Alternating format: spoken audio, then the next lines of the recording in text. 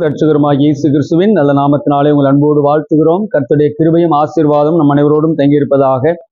இந்த வாரத்திலும் நாம் தியானிக்கும்படியாக நமக்கு கொடுக்கப்பட்ட தலைப்பு சிலுவையும் சீஷத்துவத்துக்கான புதிய முன் உதாரணமும் என்று சொல்லி நாம் சிந்திக்கும்படியாக அழைக்கப்படுகிறோம்.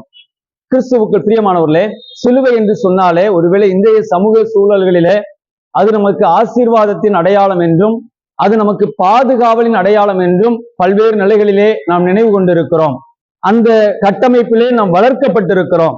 ஆனால் இங்கே நமக்கு சொல்லப்படுகிற தலைப்பு என்பது சிலுவையும் சீஷத்துவத்துக்கான முன் உதாரணம் என்று சொல்லுகிற பொழுது, ஒரு சீஷத்துவத்தின் அடிப்படை என்பது சிலுவையை நோக்கி ஓடுகிற காரியம், சிலுவையை பின்பற்றி செல்லுகிற காரியம் என்பதை வேதம் நமக்கு கற்றுத்தருகிறது.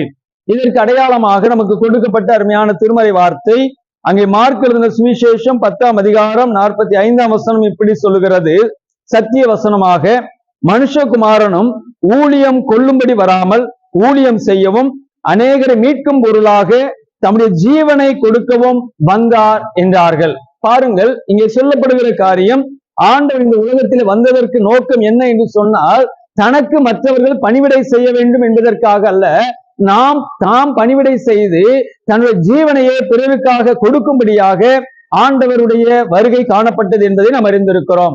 அதுவே ஆண்டவர் தன்னை சீஷத்துவத்துக்காக ஒப்பு கொடுத்து பிதாவுக்காக தன்னுடைய வாழ்க்கையை கொடுப்பதற்கென்று அவர் இந்த உலகத்திலே வந்தார் என்பதை நாம் பார்க்கிறோம்.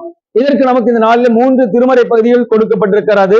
ஆதியாகமம் 26ஆம் அதிகாரம், 2 கொரிந்தியர் 11ஆம் அதிகாரம், மார்க் 10ஆம் அதிகாரம், இந்த 45ஆம் வசனம். இந்த வசனங்களின் அடிப்படையிலே குறிப்பாக சீஷத்துவத்துக்கான முன் உதாரணம் என்று சொல்வோமானால், முதலாவது மன்னிப்பது என்பது சீஷத்துவத்துக்கான முன் உதாரணமாக சொல்லப்படுகிறது. ஒருவேளை மன்னிப்பது என்று சொல்வது தானாக முன் சென்று மன்னிப்பது அல்ல.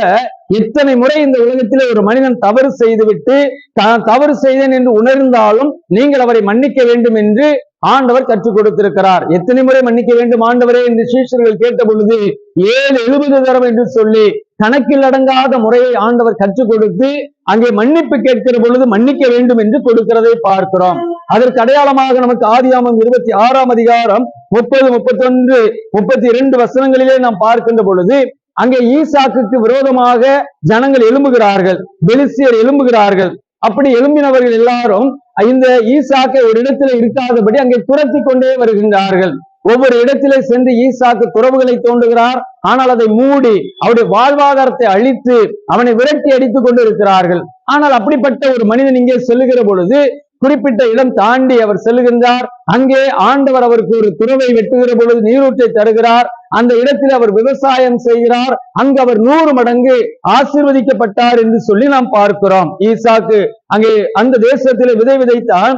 கர்த்தர் அவனை ஆசீர்வதித்ததினால் அந்த வருஷத்தில் 100 மடங்கு பலன் அடைந்தான். பாருங்கள், இதை பார்க்கின்றார்கள் எதிரிகள் எல்லாரும். ஆகவே எதிரிகளுக்கு நாம் எத்தனை முறை இவனை துரத்தினோம், எத்தனை முறை இவனை விரட்டினோம், ஆனால் இவனுக்குள்ள ஆசீர்வாதம் இருக்கிறதே என்று கண்டு அவர்கள் தேவனுடைய மனுஷனாகிய இந்த ஈசாக்கினிடத்தில் வந்து மன்னிப்பு கோரும்படியாக அவர்கள் வருகின்றார்கள். 27ஆம் வசனம் சொல்லுகிறது: அப்பொழுது ஈசாக்கு அவர்களை நோக்கி, ஏன் என்னிடத்தில் வந்தீர்கள்? நீங்கள் என்னை பகைத்து என்னை உங்களிடத்தில் இராதபடிக்கு துரத்தி விட்டீர்களே என்றார். ஆனால் அவர்கள் சொல்லுகிறார்கள், நிச்சயமாய் கர்த்தர் உம்மோடு இருக்கிறார் என்று கண்டோம். பாருங்கள், அவர்கள் கர்த்தர் உம்மோடு இருக்கிறார் என்று நாங்கள் கண்டோம். ஆகவே நாங்கள் உம்மோடு கூட உடன்படிக்கை செய்து கொள்ள வந்தோம். உம்மோடு ஒரு சமாதான உடன்படிக்கை செய்து கொள்வதற்கு நாங்கள் வந்திருக்கிறோம். நீர் எங்களுக்கு எந்த தீங்கும் செய்யக்கூடாது, நீர் கர்த்தரால் ஆசீர்வதிக்கப்பட்டவராமே என்று சொல்லி அங்கே வந்த பொழுது அவன் அவர்களுக்கு மன்னித்து அந்த இடத்திலே அவர்களுக்கு விருந்து பண்ணினான் என்று சொல்லி வேதம் சொல்லுகிறது.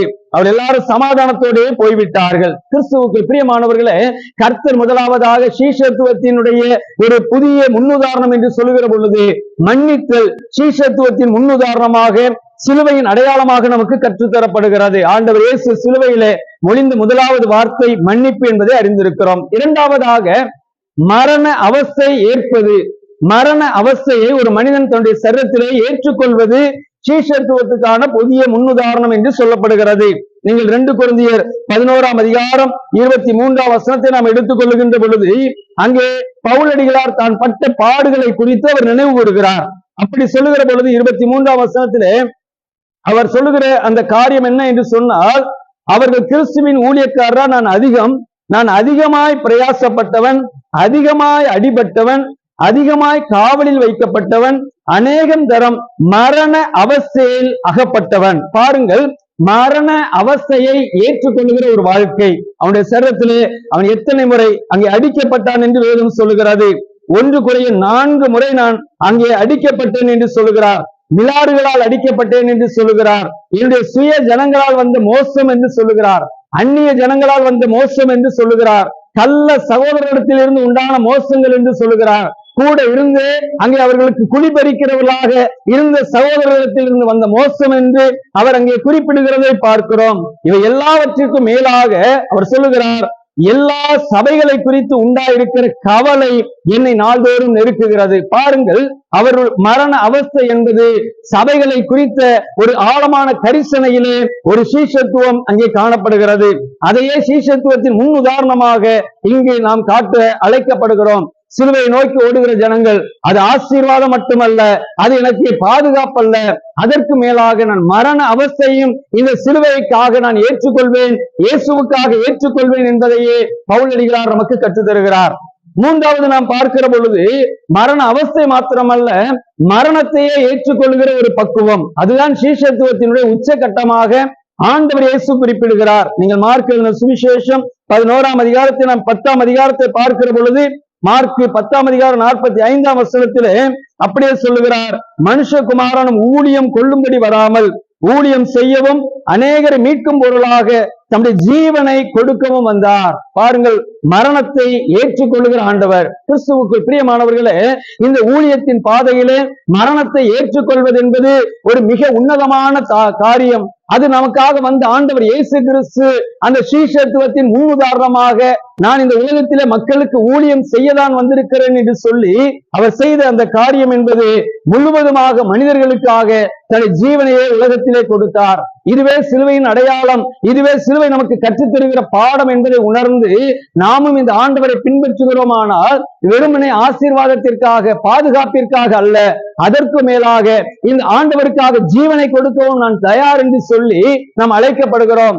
நீங்கள் எபிரேயருக்கு நிருபம் 11ஆம் அதிகாரத்திலே பார்க்கிற பொழுது, அந்த அதிகாரத்தின் பாதிக்கு மேலாக பார்க்கிற பொழுது, சிலர் வாளால் அறுப்புண்டார்கள், சிலர் அங்கே கொலை செய்யப்பட்டார்கள், எத்தனை காரியங்களும் நடைபெற்றது. அதையெல்லாம் அவர்கள் விசுவாசத்தோடு ஏற்றுக்கொண்டார்கள். ஆகவே ஆண்டவருக்கு பிரியமான பிள்ளைகளாக இந்த நாளிலே சிலுவையும் சீஷத்துவத்துக்கான முன் உதாரணம் என்று சொல்லுகிற பொழுது, அது மன்னிப்பதிலே அடங்கியிருக்கிறது, மரண அவஸ்தையை ஏற்றுக்கொள்வதிலே அடங்கியிருக்கிறது.